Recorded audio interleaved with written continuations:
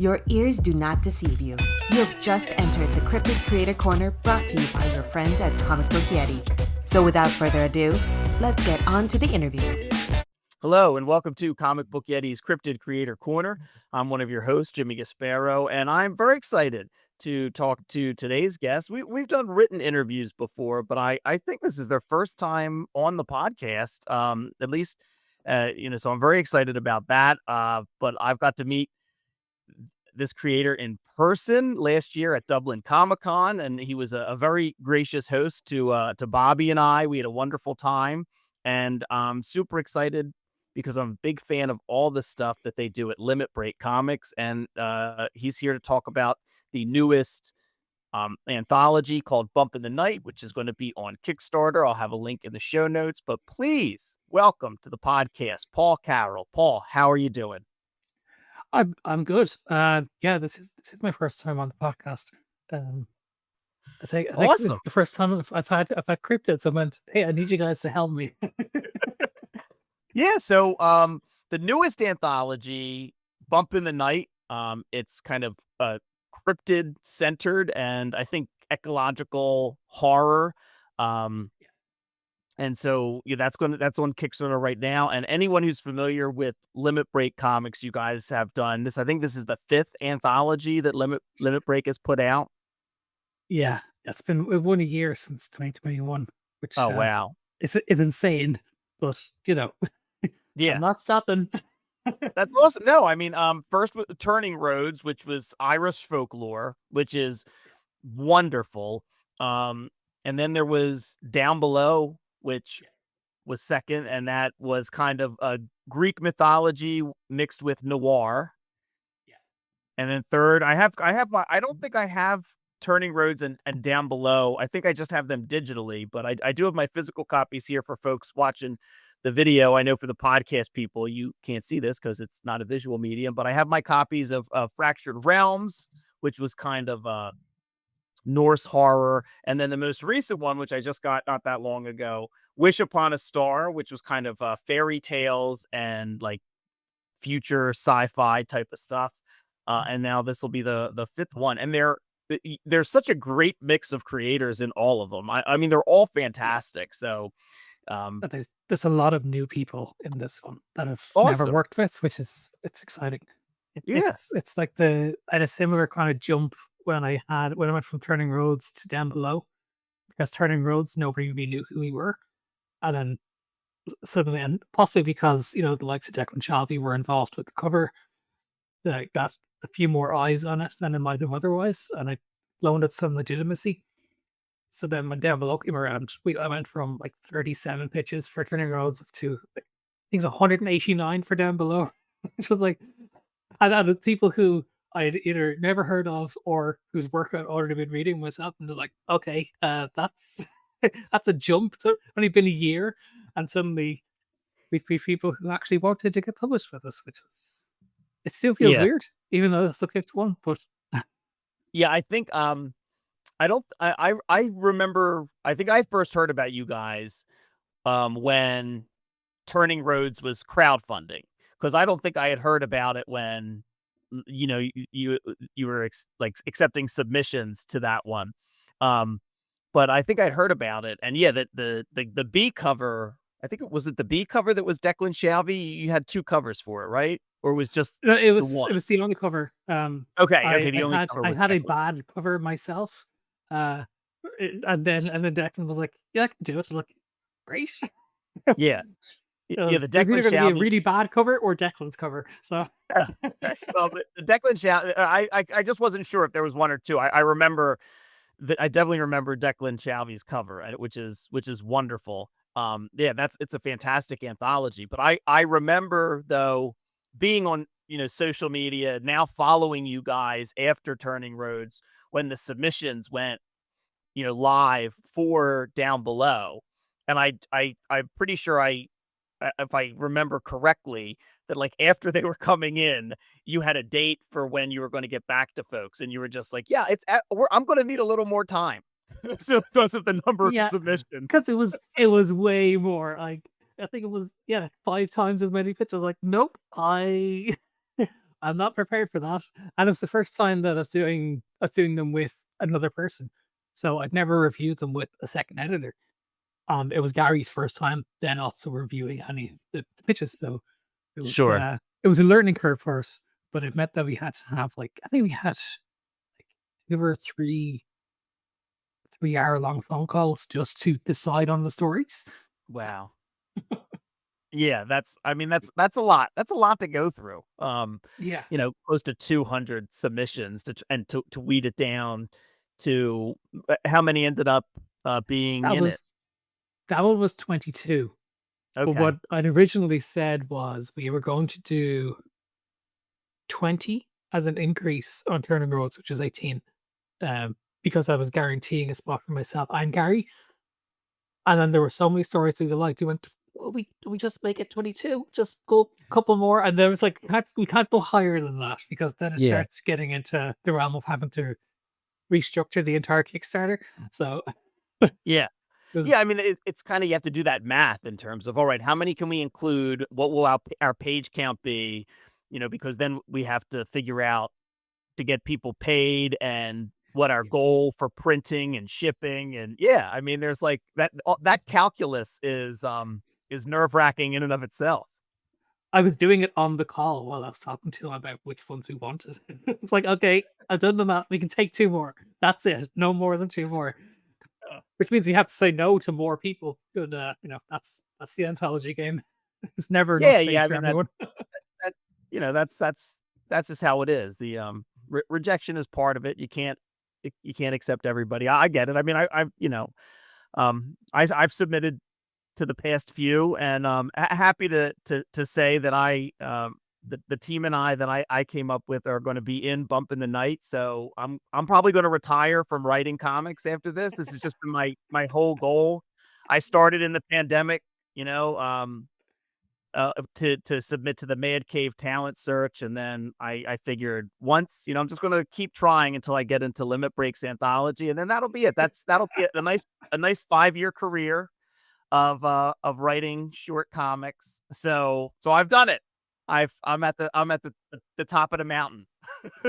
When I was reading pitches for Bump in the Night, and I got to, so I don't know if you know, I read them blind, so I don't know who's actually sent in the stories as I'm reading them. And when I got to the Yeti story, because I knew you were going to send in the Yeti story just from our exchange on social media, and I Yeah. read what, which turns out was your one. I was like, oh, please let this be Jimmy's one. Because I was like this is the best of the Yeti stories. I really hope this is Jimmy's one. Oh, that's funny. Well, yes, thank you very much for choosing ours. I didn't realize you read them. You read them blind. I mean, that's smart to do that. But It yeah, removes the that's pretty bias cool. because at this Sure. point we've published so many people, and I know loads of Irish and UK creators. So if I was reading them knowing who wrote which pitches, I would end up just picking my friends or people who I might think might elevate the status of the book rather than just telling the good stories. Yeah, Um, and, so and I mean, it's admirable to do it that way.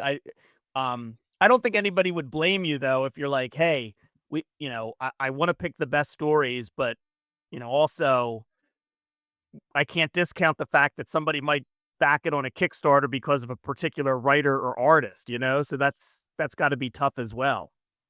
But the thing with, so I'll read the pitches and then I look at the portfolios, and the portfolios, if I know someone's name immediately from their work in comics, it's a very big tick beside their name to say, yeah, okay, Okay. that's someone whose work I can trust to get into it. So Yeah. it's more just if they sent in a really bad story idea, I'll have said no to them before even looking at their portfolio, Okay. Okay. which it's a risk, but I think it pays Yeah. off. Yeah. I mean, all the anthologies. I haven't made my way all the way through Wish Upon a Star yet. I was trying to before this interview, but I didn't quite get a chance to get through all of it. But yeah, all the stories in it are really great. And I had just recently, I just recently interviewed Johanna Taylor, who I think is in Wish Upon a She's in there, Star. yeah, yeah. She did Little Matchstick Girl adaptation. Yes. Little Flares, I think she called it. Yeah. Yeah, we were talking about that because of some of the anthologies that she had been in. Um, but yeah, all the ones that I've read so far are just great. I mean, it just I love the idea, and I think the anthology just turned out really well. Yeah, I was really happy with that one, and that one was a long time coming because the first attempt to fund it was last March. Right. I've never been fulfilling it more than a year after I've announced it, so it's Yeah.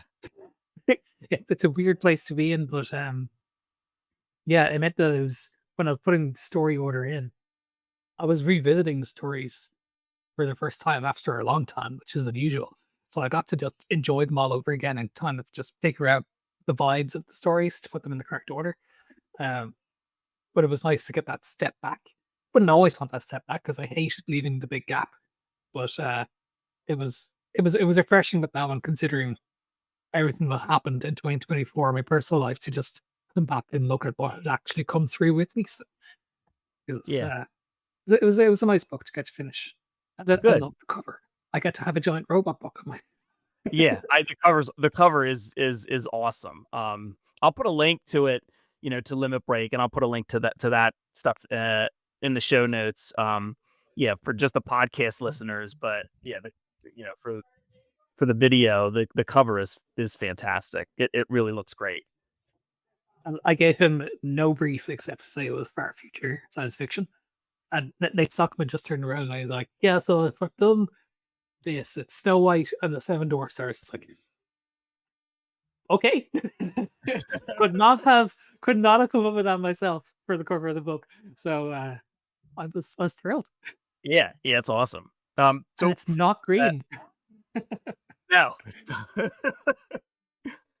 um, so turning now to Bump in the Night, as I noticed that as you sit there, you have a Mothman T-shirt on, uh, Yeah, which is just great. for this. Yeah, no, fantastic. So I was what made you want to do this? Like, why? Because you have like very interesting themes. Like, I get Limit Break. We're a comic book publisher based out of Dublin. First anthology we do, it's going to be kind of like Celtic Irish folklore. I get it, and it's very interesting the things that you have done because there's always seems to be a mix of historical, either fairy tale or a mythology, mixed with something new, which I always kind of love the concept of because you're taking things that folks are familiar with, that they know, that they might love, um, and putting a different twist on them, a new twist. And I think it's always, pretty exciting. Um, so with that in mind, like kind of going through the past couple, 4 anthologies, what led you to want to do kind of cryptids, monsters, and kind of eco horror? Like why'd you settle on that? And were there any other, contenders in the mix? Yeah, there's a bit of a history to this. So when I was doing Turning Roads, while I was still funding, I knew what the next two books were going to be. I knew then that I was going to do Greek myth or crime noir and Norse horror. And then by the time we were doing Down Below, I had set up like 9-year plan. So if I was doing one every year, I already knew what they were all going to be. Um, and this one was actually supposed to be the fourth one, but Gareth kept talking about one thing to do with Fauna Star. So I know it's going to take last year off as well, but he twisted my arm a bit at Thoughtful in 2023. So I decided I'd run with the one he wanted to work on because he had a story idea he wanted to do. Um, but I've done it in like trilogies. So with the Irish, Greek, and Norse ones, they're kind of established classical mythologies, Okay. and then fairy tales and cryptids long themselves into modern mythology.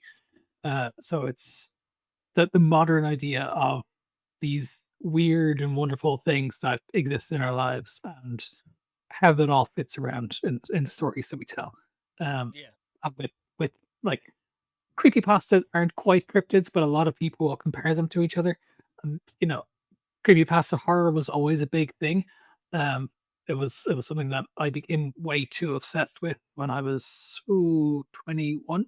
I binged several different Slenderman stories, so I've been trying to kind of claim that back for myself. And cryptids are all public domain because if anyone tries to claim ownership over it, they're saying it's not a cryptid because they're supposed to be animals. So you can't copyright an animal. So No, yeah, everything has to be public domain to some extent that we're working on. So um, you know, we get to have Mothman in the book. No one can say otherwise. right. No, that's yeah. I get that aspect of it.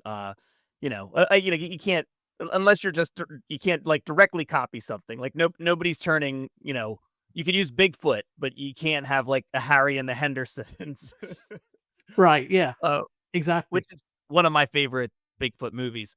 Um, so with like creepy pasta though, I'm always kind of curious because that's something that I kind of like. I feel like I was a little, I guess, older when that part of like the internet or memes kind of came out. Like I've certainly heard of Slender Man, but I don't really know too much about the development of it. Like so when you got into it, what was it about like things that are considered creepy pot? Because I don't even know what really that is other than Slender Man. I've never taken like a deep dive into like what that actually means. But like what was it about, that about creepy pasta that kind of like attracted you to it, that you read Slender Man and whatever else that entails? So I was drawn to the YouTube series more than anything. Um, Okay. I don't even remember who pointed me towards Marble Hornets. But that was the big one at the time.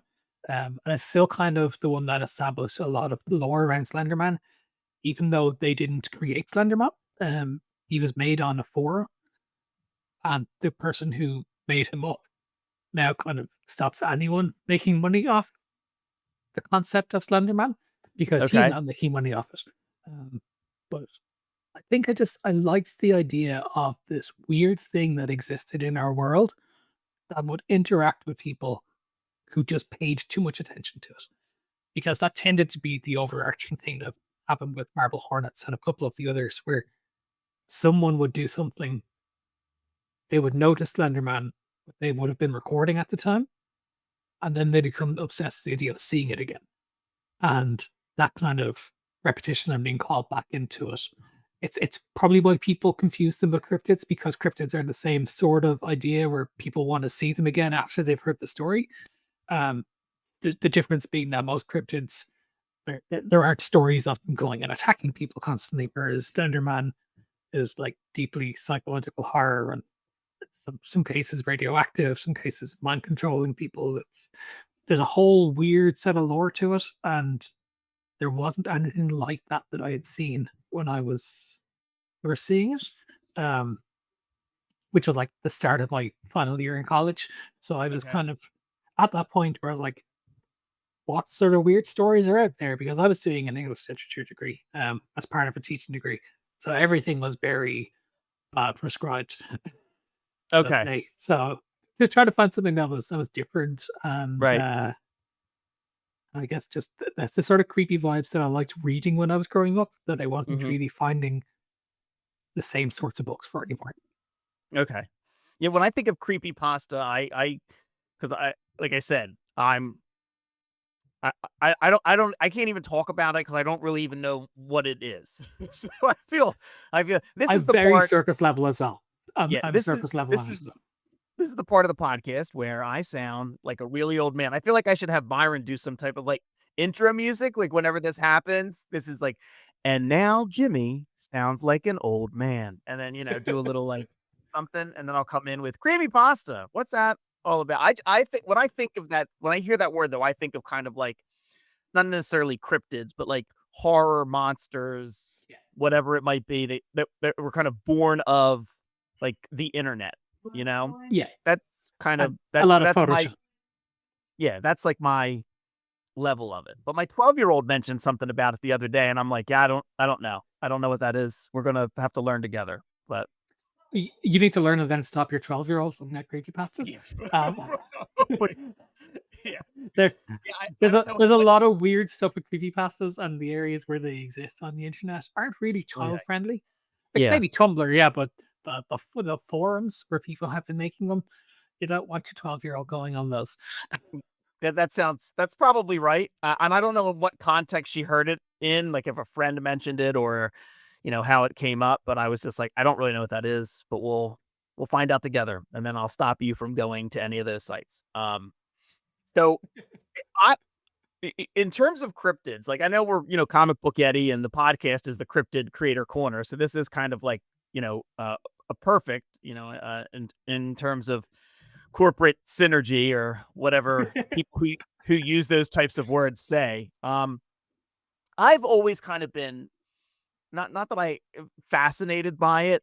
From like a young age when I was I guess 12, or maybe a little older when X-Files was first on, and like any of those episodes that had to deal with cryptids, like I loved, and not necessarily that I believe in any of those things or think they're out there. I think some of the stuff's fascinating. But was always kind of loved stories about it because I love the idea of something. For me, it was I love the idea of something existing that we hadn't discovered yet. Right? It's kind of like why I loved anything about ocean exploration or space exploration. It's like the idea that there are things in the world that we still don't know. We haven't found it all yet. We haven't discovered it all yet. There might be, some type of monster or some type of creature. There's still some mystery left to the world. Like the idea of a Bigfoot or a Yeti or Loch Ness monster, like some of the more well-known ones. But when I interviewed Lisa Navziger, who has a book called Deja Ross Speaks to Freaks. And her book is about like a girl, I think going into the 6th grade, who's on a family road trip, and she, is really into cryptids. It's a wonderful graphic novel, and it has a bunch of them in that I hadn't even, heard about, that Deja Ross goes and tries to like track down and interview. And then so when I had that interview with her, and Lisa and I were talking about it, like she did stuff that she was posting on social media with a different cryptid a day. And then even with you put out a list when you're like, hey, we're still accepting submissions. Here's a list of, cryptids that we don't have any stories for yet. And I felt pretty well versed in it at that point in time, but I was looking through your list, like Googling. I'm like, what is this? What is this thing? Like, My list came from Google. Like, yeah, but so how did you? But I guess were there ones that you like when you were Googling and putting this together? Were there ones that you were really hoping you got stories for, or were there any that you were kind of like amazed you hadn't heard about yet? definitely quite a few I hadn't heard about. And there were some I've heard the names but didn't know anything about them. And I couldn't even tell you what those are at the moment. Okay. Is because the names they're like it tends to be the foreign ones, the ones that say the foreign ones, the ones that aren't English language countries. Most Sure. of the names aren't in any way familiar to me. Um, but it's weird that the last story that I put onto my accepted list was a Mothman story because at that point I didn't have any. There were so few Mothman submissions, which was shocking because I thought that would be the one that everyone would jump for. Yeah. Yeah, that surprises me that there weren't more. Because that's when people think of cryptids, usually the one they know is either Mothman or Loch Ness Monster. And I think I got a couple of Loch Ness Monster ones that just didn't fit the vibe either. So it's like, okay, people tried, but they weren't really doing the theme of the book. So it's Yeah. like, I can't even just accept it for the Right. sake of having one. So instead of forcing Gary to do it, uh, he had said, he didn't try to think of a pitch, but if there's a cryptid that I need for the book, uh, just to tell him when I'm done picking everything else, he will come with the story around that instead. Um, Oh, good. he gets a pass from all his time in Limit Break. Um, but yeah, the Mothman, Loch Ness Monster. I didn't get many for things like the Jersey Devil or the Chupacabra. It was Really? weird. Like, yeah, like no, I did have fewer pitches for this than any of the others since Down Below. I think it's like I had 150, but even still, I was expecting the big hitters to be mentioned a lot Yeah. more, but they weren't popping up. Do you think it's a function of um folks like knowing that stories about those cryptids exist, or and wanting to do something different, or kind of trying to like, I guess, like play the anthology game a little bit, and like, oh, I'm gonna pick a cryptid that I know not that many people are gonna pitch, and so you end up with not a lot of folks kind of hitting the Sasquatches or the Yetis. Yeah, What do you think it is? I think that's part of it. Because a lot of the people who picked some really obscure ones only sent in one pitch, Okay. whereas I think or more people who got into the book sent in more than one pitch. Um, that's a bit of different cryptids for each of them as well. So, because some Yeah. people they sent in multiple pitches for one cryptid, which I think is kind of shooting yourself in the foot. Or in the case of one person, the Bigfoot. Um, Hey. eh, but like my advice to people with these, especially with our books, where it's you're drawing off established things that you can look up a list of everything that falls under a category. Like if there's one that you really want to do, but you know it's going to be popular, and then there's another one that interests you, send in both because you might get the big one, or you might just draw enough attention to yourself that you'll get the other one instead, but then you're still in Right. the book. Yeah. Like people who only send in one idea and it's only the obvious one, or one idea and it's really obscure and possibly not even fitting the theme of the book. Like they're making it so that their chances of getting in are significantly reduced, especially when Yeah. that I've had stories pitched for this book that I had published versions of in the other anthologies. Like they fit somewhere else already, and we have put it in print. Okay. Yeah.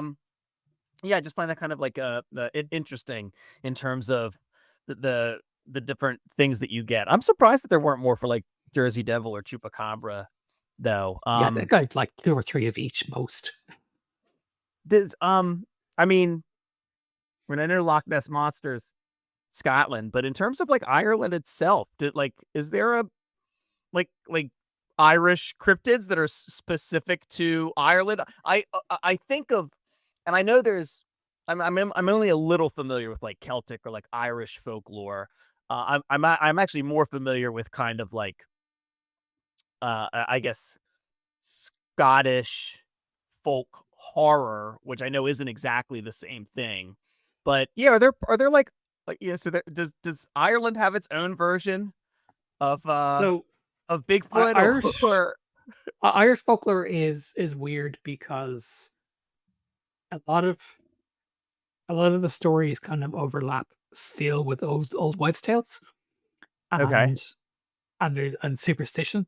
So even though we don't say, "Oh, the fairies are real," you also, the people will outright refuse that fairies are real, but then they'll build roads to go around a fairy fort instead of through it. So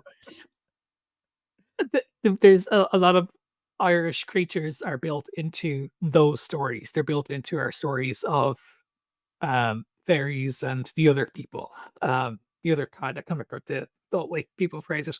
But it's it means that I couldn't actually accept any Irish stories into this book because that was turning roads.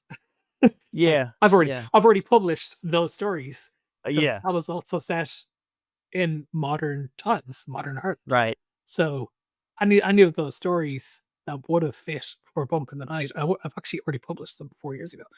So, so I was like, I I can't accept them because I've already printed them. I didn't want to just retell the same sort of stories because we don't have a separate culture for creatures that aren't confirmed or not to exist. Yeah. Anything like that, or it's just part of Irish folklore. Okay. Yeah, I was curious. I mean, the U.S. is like maybe it's just down to like the size of it, but so many different areas have their like own cryptid and like really bizarre ones. I mean, you mentioned the Jersey Devil, like down like Texas and the Southwest with the chupacabra, and like you think of the Pacific Northwest with Bigfoot, but like yeah, all in between, there's all different manner of different creatures. That like Michigan has like a dog man. Um, One of my favorites is the squonk, which is from Pennsylvania, which is just like I don't. It's like an ugly misshapen pig that people just hear cry. Like I mean, the things that must have been going on, and like I feel like you really have to bypass a lot of more obvious explanations to come up with a creature like that. You know? Yeah, and like the Lublin frog is one as well, which is like a 6 foot tall anthropomorphic frog. Okay. It's very strange. Someone pitched it for the book, and it's in. So Oh, all right. Good. I'll learn yeah, more about it. it I'll was learn it more was a about weird it. one. I remember when I was doing my research trying to find one for myself to work on. I Yeah. came across that. I was like, "What the hell is that?" It's such a weird one. Yeah. But I had very specific guidelines to go on because um, rather than me just throwing an idea at James Killian, who was the first person I worked on for any of these anthologies, so I decided, put the team back together. Yeah. Um, and I said to him, like, is there something you want to draw? Not specifically a cryptid, but like a location.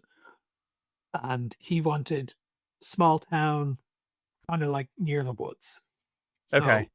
So it narrowed down my search for cryptids to very specific things, which is why I ended up finding like the Loveland Frogman and the Kelly Hopkinsville goblins, and you get that there's a bunch of weird ones. Um, Yeah. Oh, yeah. it- There are like so many weird ones. we're doing Veggie Man instead. Oh, Veggie Man. Veggie All Man, right. which is such a weird one. It's just a Yeah. plant guy. Right. There's one Um. sighting of him. Don't know how drunk the person was when it's on. Yeah. Alcohol probably has something to do with the creation of a lot of these the invention of a lot of these cryptids. Um. Yeah, it- alcohol and not being able to afford proper eye care. Probably those two things combined, and we have a lot of like wonderful types of things. Yeah, I'm just excited to be a part of it. Working with Sam and I think Rob Jones. Yeah, In terms of Rob's a good egg. our story. Yeah, I really like Rob. Rob's been on the podcast before. I really like Rob. Um, so yeah, and I think him and Sam have worked together before as well. So yeah, it's pretty nice. I will say that I did pitch a Mothman story, which I will fully admit did not follow the brief at all.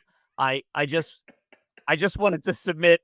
I just had an idea for that was kind of inspired by the X-Files, in particular the episode Jose Chung's from Outer Space, which rather than them being two federal agents, they were like investigative journalists by way of TikTok content creators. And I remember. Yeah, I really just wanted to have an excuse to have the guy was obsessed with the girl and she was just obsessed with betting Mothman. And I'm like, I had this idea and I'm like, well, is nothing to do with what they're asking for. And I had two other ones that I thought did fit the brief, and I'm like, well, maybe this will make Paul chuckle. So there. I included it. The thing is, I had two stories that Mothman pitched like that. There was your one, and then there was another one that was even kinkier. Oh no. And I was like, "Oh, gotta this find is out who this is that not the is. brief. Like, this is not the brief at all. Okay, I can't. Like, it Oh, really now I was wanna just that was the yeah. entire point of the story. It wasn't even the humor of going Yeah. back and forth. It was just this person watching to get Mothman in bed. Oh man. All right. that's not, that really, that just made my day to know there was 2 stories like that, and the other one was even kinkier. Well, Yeah. kudos to that person for just having an idea and saying, you know what, I'm just gonna run with it. Just gonna throw it out there. Good for them. That's awesome. I still need to send on everyone's feedback. Like, so these at the time of recording. Yeah, I can't remember if that person has tips that they want feedback or not. If they do, it's like it was too raunchy. yeah, This is not an erotic kid book. It's yeah. eco But if we horror. ever do, if we ever do this was maybe they just got confused. If it this is ecological horror. If we do erotic horror, we will let you know. I couldn't do erotic horror. Too many people would cross too many lines. Yeah, it's probably a mistake to open that up to the general internet. Yeah. So Oh, the stories I get. so how many stories in total are going to be in Bump in the Night? 22. Okay, awesome. And Yeah. it's going to It's a similar size as the others, so okay, and it'll hit Kickstarter May 1st. that's the plan. Yeah, Nice. which it's very soon, but Yeah, it I is pretty soon. I normally have a cover at this point, but my cover artist had to pull out, so I had to find a new one. Very last minute. Thankfully, he's quick, but I frankly haven't seen his work as we're recording this. I think it's finished work. I mean, or even his thumbnails, but he's Yeah. he's wrapping up one project and he's diving straight into it. So it'll be fun. It's another Irish pro. Name's Owen Coveney. He doesn't do a huge amount of comics. He does some comic work. But he's been working as a professional illustrator for like 20, 30 years. Oh Um, wow. he works in so many different media forms and styles. He's just like, yeah, like send me a couple of samples from my website of what you're going for, and we'll go from there. It's like great. So these two are completely different. One was a really dark Dracula piece, and the other was like a winged deer in a very bright city. Like these two, they don't look the same, but these are the vibes. Yeah, well, I can't wait to see it. Yeah, all the covers for all the covers for all the anthologies are fantastic. So I'm sure this one will be as well. Will there be an opportunity for anybody that wants to back this and hasn't gotten the others yet? Will they be able to get the any of the other anthologies? Oh yeah, yeah. Okay. It's the one thing that I've been able to lock into the Kickstarter so far is all of the add-ons. There are so many add-ons. Like there's a lot of choice. Um, there's a lot of digital ones because I know a lot of people are kind of wary about tariffs and what they'll get hit with. Yeah. And so they just can't afford shipping on everything.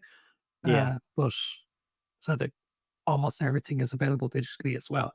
Um, Nice. the stuff that's physical that isn't available digitally is available on Amazon as an ebook. That's the only other place I have it. It's my own novels.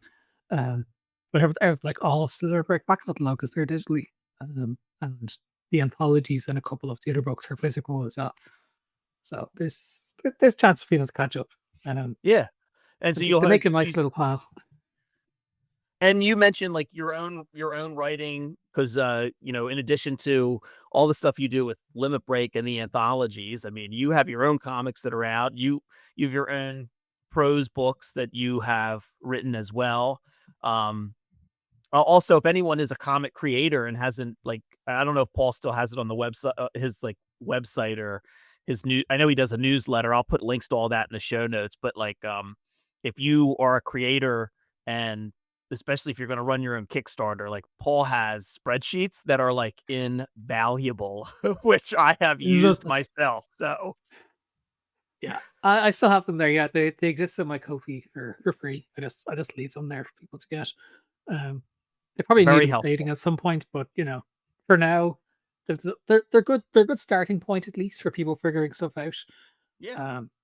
And they weren't super complicated to make Yeah, for and even me if you because I'm obsessed with Excel. But yeah, yeah. I mean, I remember us talking before about, we did the written interview about your spreadsheets and some of the stuff that you've done. But even if you don't like use it and actually like plug everything in, they're also super helpful to make sure, like, oh, I can't forget that, this, it to let you know, like, what you're gonna have to keep in mind for, costs and expenses and things along those lines, that you can't forget to do certain things. So, yeah, there's a like very valuable including tool. postage.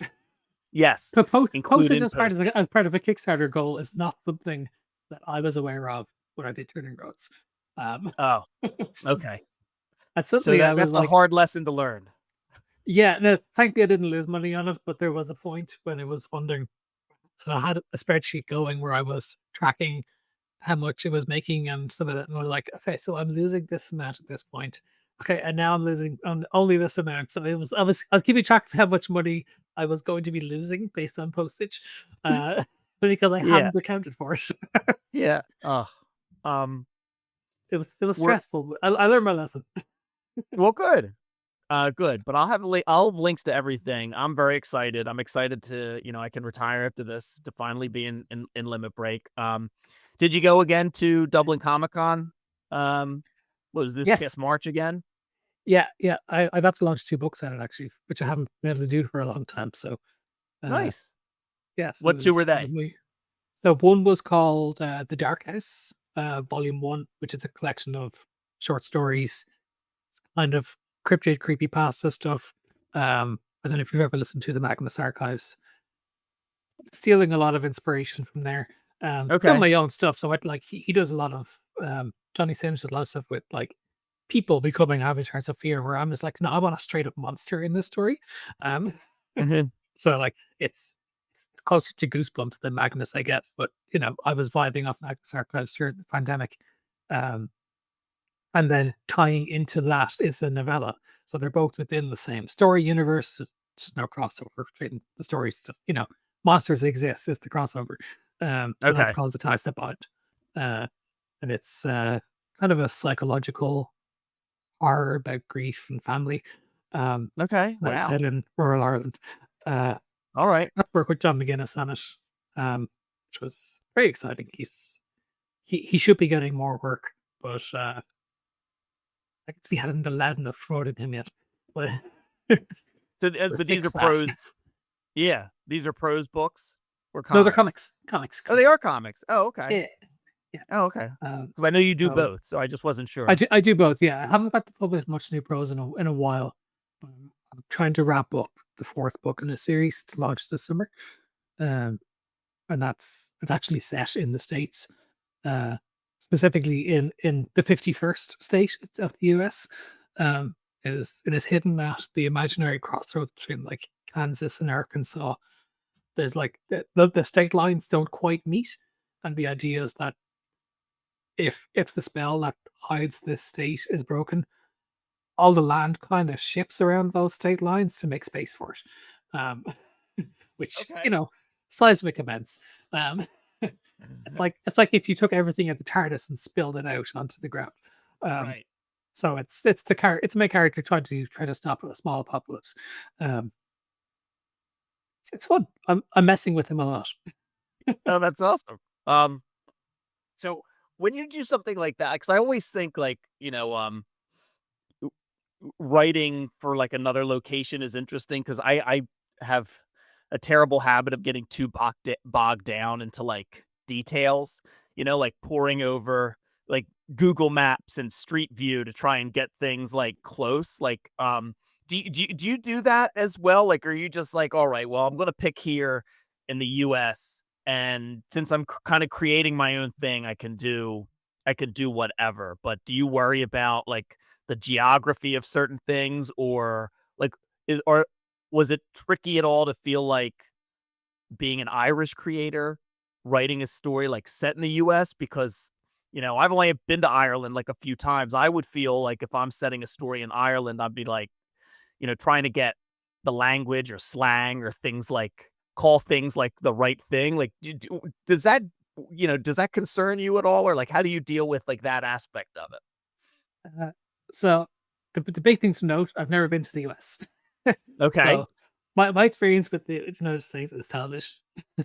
Right. So if I want to set something somewhere that I haven't been, as in the entire United States, it helps to have seen a version of it in a TV show. So like Sure. I have a scene at the end of the first book in this series, which is just it's set in a small town where I know there's a main street and it's otherwise kind of just a quiet place. Um, Yeah. and I've seen versions of it in Supernatural. I've seen versions of it in the Twister movies.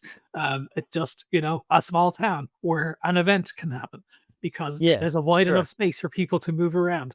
Right. So I'll kind of just book it, and I make it so my character doesn't really know exactly where he is because in that book he teleports along with his sight. He just shows up where he needs to be. It's not always a planned thing, so it's just Okay. like he doesn't have to know what town he's in because his goal isn't to save the town, it's to stop an apocalypse.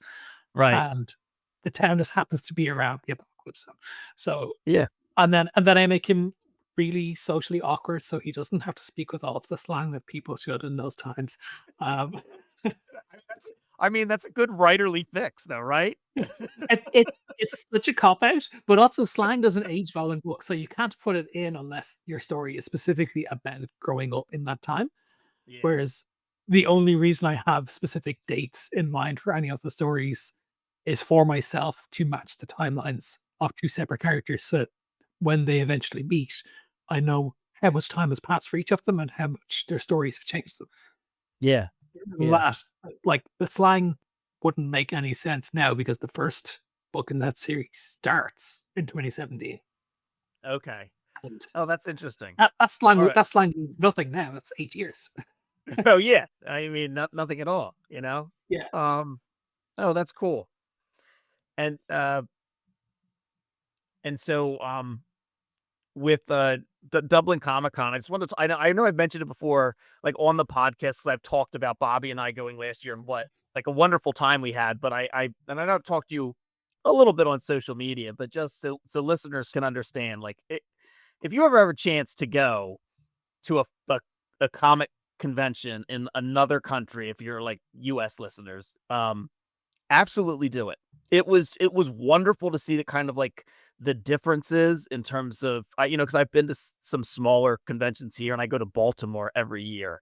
Um, I guess I was kind of, like, amazed at the sheer, I guess, like, scale of it. Like, it really felt like a big event, and the number of people in cosplay, like, shocked me. And also, Byron, I'm gonna need that intro music here for Jimmy Sounds Like an Old Man Again.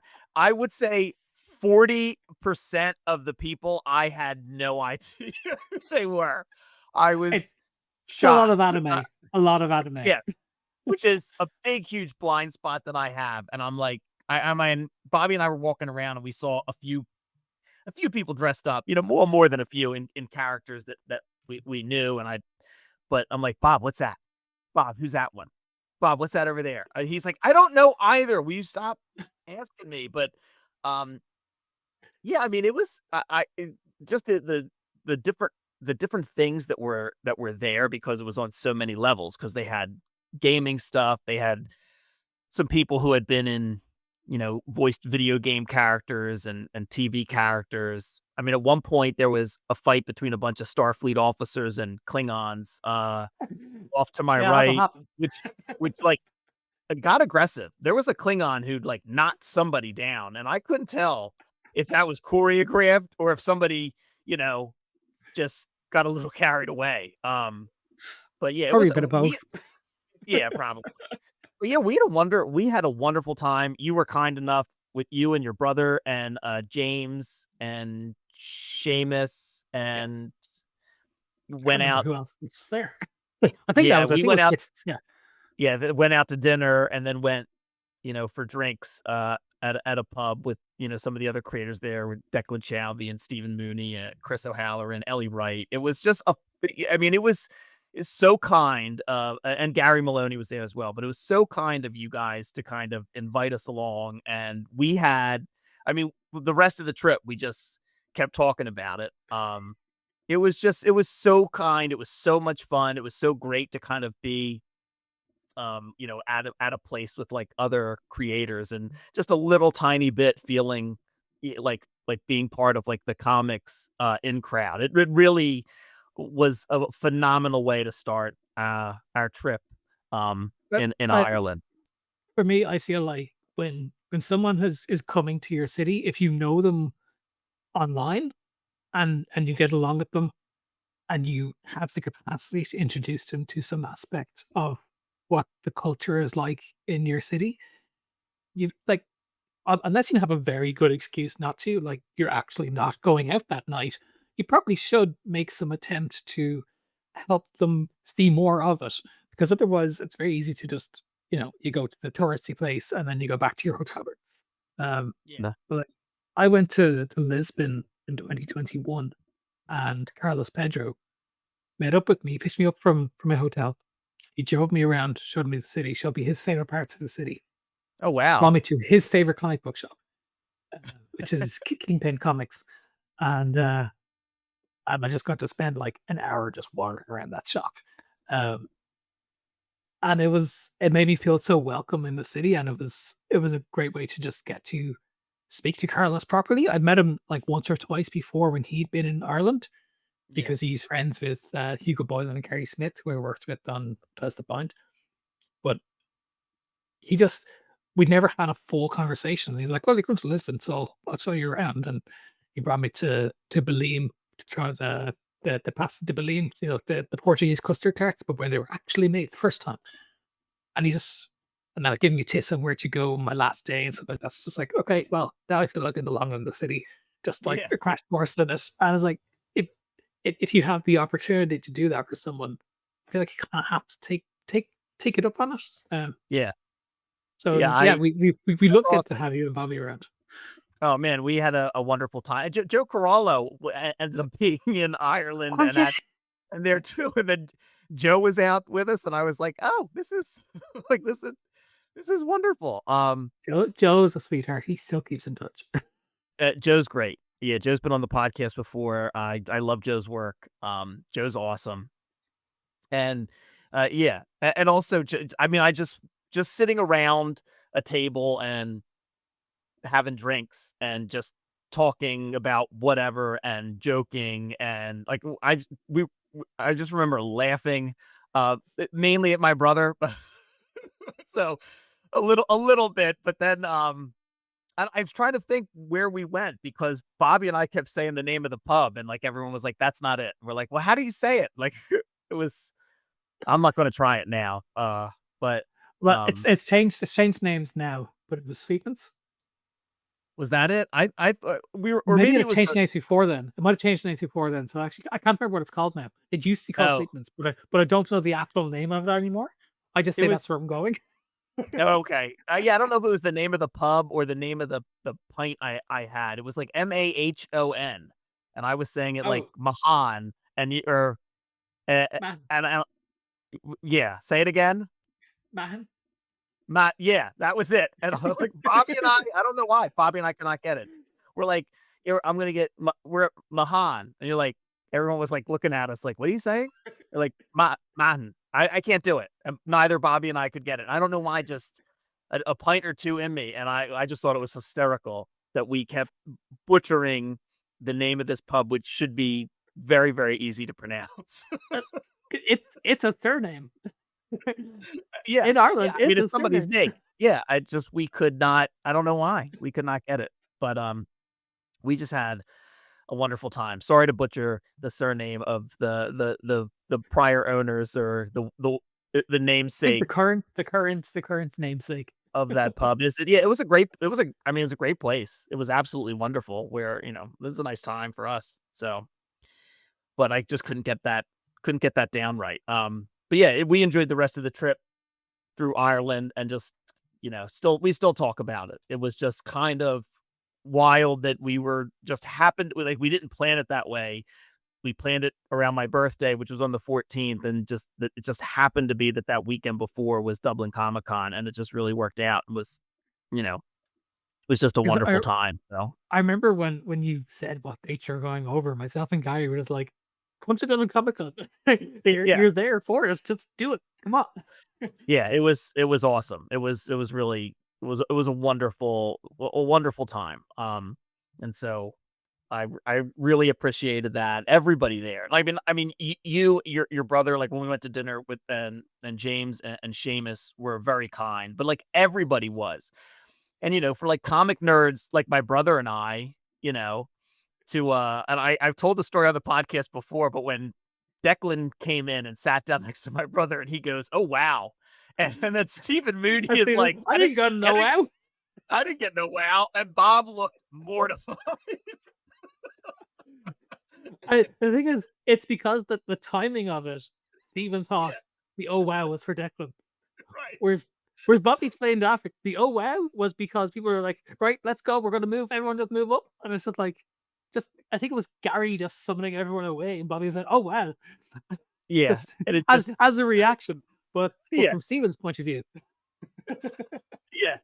I mean, it was, yeah, I still will text him. We'll still text Bobby when he'll send me a text about, hey, guess what? This just happened. And I'll just respond with, oh, wow. And he's like, I Oh, wow. hate you. It's never going away, Bobby. Yeah. No, it's never. So apologize, listeners who heard me talk about that before, but I really enjoyed it. We still do it Just to here get as well. real good. Good. I like to know that making fun of my brother has gone international. Oh, he's gonna hate this episode. I guess, are you able to give before I let you go? Because I know we're closing in on like an hour now. Just I'll put like I said, I've said it a few times. I'll links to everything in the show notes so folks can bump in the night and get copies of anything else they haven't gotten yet, as well as check out your work and the work of Limit Break. Were there any cryptids that you can tell us, like, that you were really excited, like, to include, that any stories that like really stood out to you now that are excited that they're included in the book?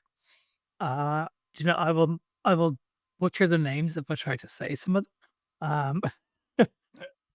I'm looking at my list here because I know which ones jumped out at me. Yeah. I actually had a tab just called favorite pitches, so that's what I should look There at. you Oh yeah, there was a kappa one, which is Japanese, I believe, Okay. or Korean, one of those. I think Japanese. But it said James Nadiger, who'd been with us in Wish Upon a Star, and he had pitched the kappa, but in Canada. Oh, okay. Which was it was a lovely twist because he's of Japanese descent when his family are in Canada. So he got to write about actually that experience of moving to Canada through the eyes of a cryptid, which was Oh, I like that. it's such a nice touch.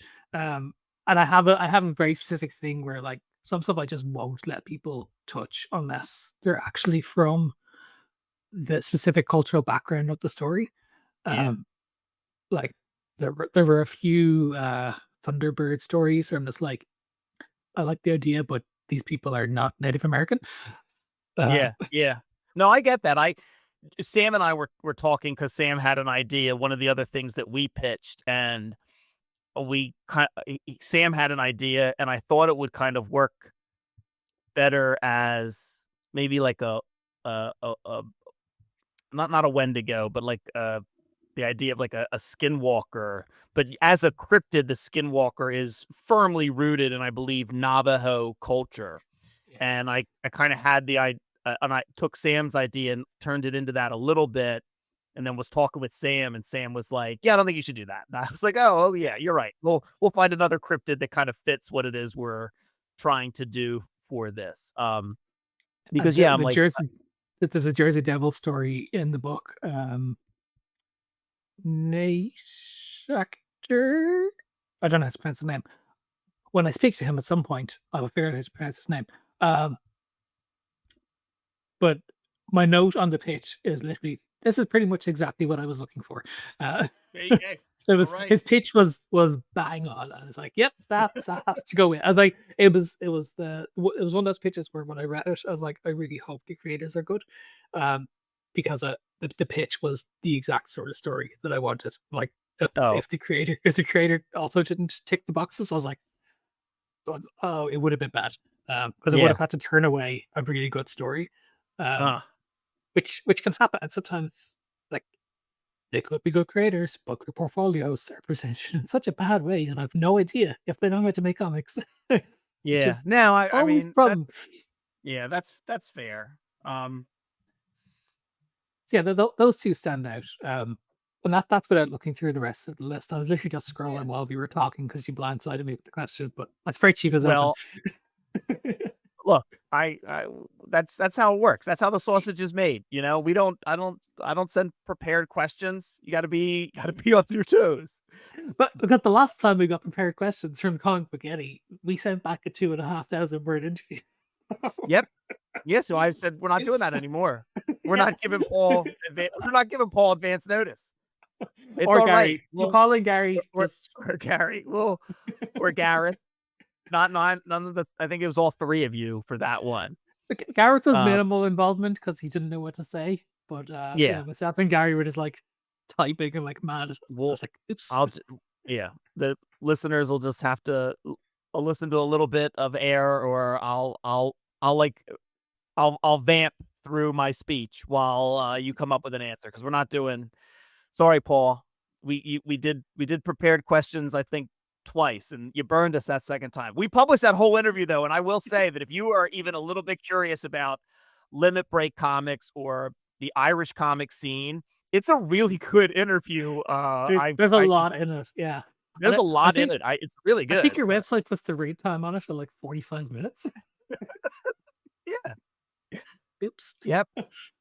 We No, like I comics. think it's very thorough. Very thorough.